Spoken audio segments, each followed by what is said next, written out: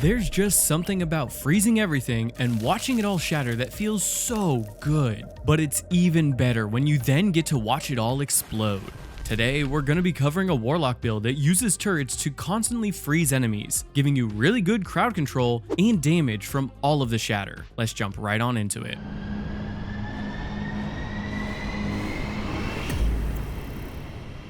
The exotic we're looking at today is Rime-Coat Raiment. This exotic chest piece will buff up your Bleak Watcher stasis turrets, and here's what it does. First, it creates 4 stasis crystals underneath your turret, and they'll respawn every 15 seconds. This can be really helpful in many situations, either to deal more damage when thrown near a boss, or to quickly wipe out trash ads while standing near your turret. The second thing this exotic does is create a stasis storm underneath your turret. While standing in this storm, you start to work up stacks of icicles. While firing, an icicle will also shoot with your projectile, damaging and slowing enemies. This helps to add in more damage and also freeze more enemies. What I love so much about this exotic is you can play it in numerous ways. You can use it more offensively by throwing your turrets at bosses, or where enemies will spawn to lock down areas and add in more damage. Or you can use it more defensively, throwing your turret at your feet and posting up underneath it. While playing under your turret, you gain the added icicle damage and can easily take advantage of the crystals that spawn underneath it. And that's why I love bringing a stasis weapon with Rime Stealer. That way, whenever you want that added damage resistance, you can quickly shoot the crystals to gain a stack of frost armor, which will make it easier to take advantage of our later artifact perks. So let's dive in and break down how it works. First up, for the super, you have 2 main options. I personally really like Song of Flame. It's amazing for many situations, giving you a ton of damage resistance, ad clearing potential, and even more damage in DPS phases. However, if you want more burst damage on bosses, then you could alternatively opt for Nova Bomb.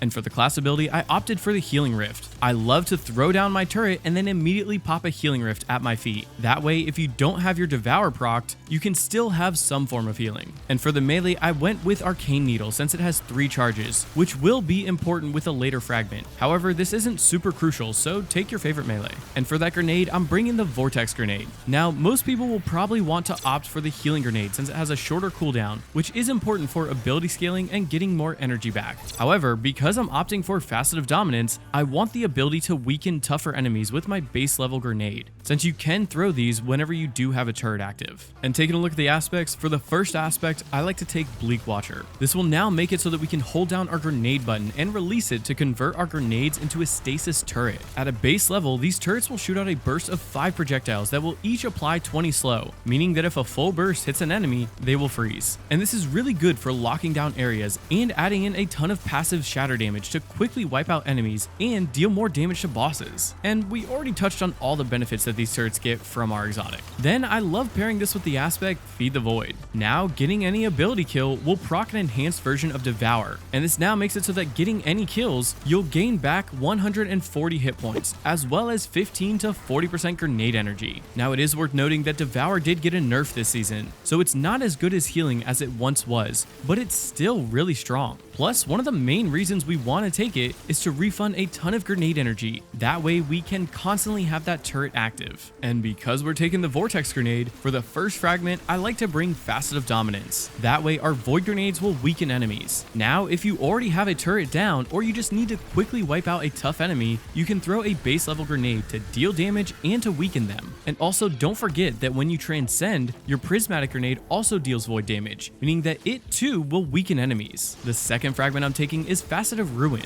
This will make it so that both Ignitions and Shatter will have an increased range of effect. Plus, Shatter will deal more damage. And this is huge since we cause a ton of freezing and inherently shatter damage. We can also cause a ton of ignitions with the right weapon, but we will talk about that later in the weapon section. Next up, I like to bring Facet of Dawn. This makes it so that dealing powered melee damage will make you radiant, and I love the ability to deal more weapon damage, but this also does a few things for us. First, it makes it possible to stun barrier champions, and second, we can gain a few advantages like increased grenade recharge rate while radiant from the artifact perks. And the final fragment I like to take is Facet of Command. Now, freezing enemies will refill the mag of the currently readied weapon, plus killing frozen enemies will spawn stasis shards, which will lead back to more melee ability energy. And if you're enjoying the video, leaving a like and subscribing, or just commenting your favorite Warlock exotic down below will help boost the algorithm. Alright, let's get right back to the video. So what does this look like in action? Well, there are two main ways to play this build. Mainly, I like to play it defensively.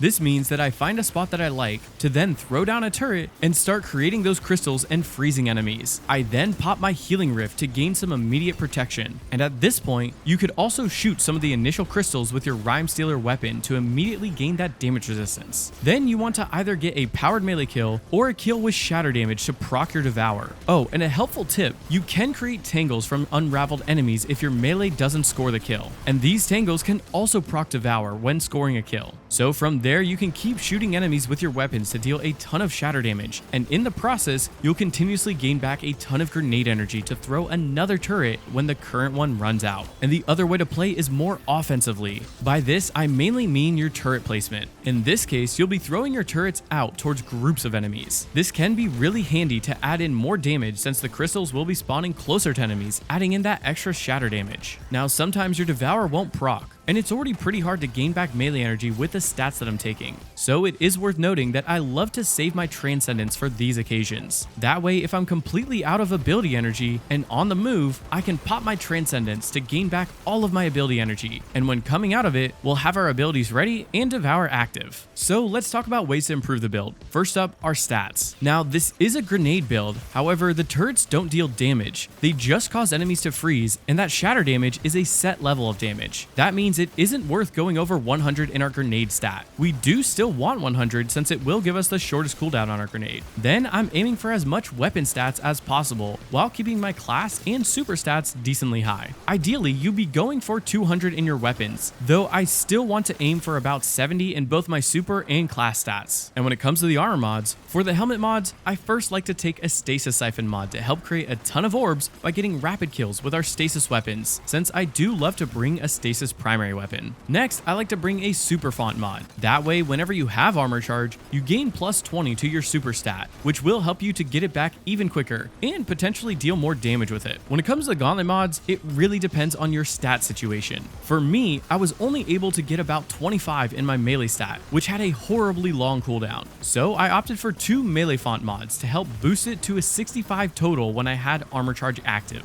which made it a bit more bearable. However, if you have a higher melee stat, you could opt for momentum transfer and bolstering detonation. That way, as your turrets passively freeze enemies, you'll gain back ability energy for both your melee and class ability. For the chest mods, we have some damage resistance with frost armor, but we want even more. So I typically like to bring two elemental resistances that match whatever enemies I'm facing. Then I opt for a concussive dampener. That way I can take less AoE damage. As for the leg mods, I mainly like to opt for weapon surge mods to deal the most amount of weapon damage possible. Now I specifically like using a solar sniper with this build, so I tend to run 2 stasis and 1 solar weapon surge to gain 10% for my solar weapons and 17% with my stasis weapons. However, you could just run 3 stasis weapon surges if you want more heavy and primary damage on enemies. As for the class mods, first I like to bring a class font mod, and this will give our class stat plus 20 while armor charge is active. I want to make sure my class stat is as close to 100 as possible, and this helps make that happen while keeping our other stats pretty high. Then I bring powerful attraction. That way I can pick up any nearby orbs whenever we use our rift. And finally, I bring time dilation so that each armor charge will last for 15 seconds to ensure that we have more uptime on our boosted stats and weapon damage. When it comes to the artifact, thankfully we do have some perks that boost our stasis builds. First, we have one with frost, and this makes it so that while frost armor is active, our stasis weapons will gain more stability and reload speed. Then we have frost renewal, and this is more like a get out of jail free card, and that's because while you have frost armor active, when you get to critical health, you release a burst of stasis energy that freezes enemies and grants frost armor, and you can proc devour by getting shatter kills, so this helps get you back to a healthy state really quick. Then you can take fever and chill. That way you can get multiple precision hits or rapid kills to proc frost armor with stasis weapons and radiant with solar weapons. And this is generically nice for more damage resistance and weapon damage by focusing on hitting that crit. Then you can bring frigid glare. That way getting a precision kill with a stasis weapon while frost frost armor is active, will create a freezing burst, making it even easier to mass wipe out enemies. And finally, we can bring shield crush, and this will make it so that while frost armor is active, your melee will deal more damage and recharge quicker. Plus, while radiant is active, your grenades will deal more damage and recharge quicker, which is really nice while transcendent, since your melees will keep you radiant and your grenades will recharge really quick and deal even more damage. And when it comes to weapons, for the first slot, the main option I like is a stasis weapon with headstone and rime stealer. This will help create more crystals and keep your frost armor active by shooting those crystals. And when it comes to the energy slot, I loved using icebreaker. This weapon has so much synergy, since hitting a frozen enemy or scoring a precision kill will cause an ignition to stack on a ton of AoE damage with your shatter damage. Plus, you can shoot those crystals and also cause a solar explosion. This weapon also passively regenerates ammo by getting kills with other weapons, or with the catalyst by hitting a stasis debuffed enemy, which is really strong in this ammo economy. Alternatively, you could opt for something like Lord of Wolves if you want some close range burst damage. And for that heavy slot, I love bringing my best stasis weapon. If your team is running rockets for DPS, then Cold Comfort with Envious Arsenal and Bait and Switch is really strong. Or you can bring the new When and Where, which can roll with reload perks like Overflow or Reconstruction in that first column, and Elemental Honing, which can be really easy to proc since we can easily deal all types of damage besides arc damage. Alternatively, I really like a DPS weapon like Chill Inhibitor, which can also roll with Envious Arsenal and Bait and Switch for a ton of damage. This build is honestly so much fun to use. I love freezing everything and then watching it explode. Man, I just can't get enough. But if you want to see a Warlock build that does a metric ton of damage to bosses, then go check out this video here. But remember, mastering this build is only the beginning. Experiment with different combinations and tweak your loadout to suit your playstyle. If you found this video helpful or just enjoyed seeing a new perspective, feel free to like the video and comment down below on what you might change or how you'd improve the Rime Control Warlock build. Keep an eye out for future videos as we continue to explore the ever-evolving world of Destiny 2. Until then, may the threads of fate be ever in your favor. This is Lucky Mech, signing off. See you on the next adventure, Guardians.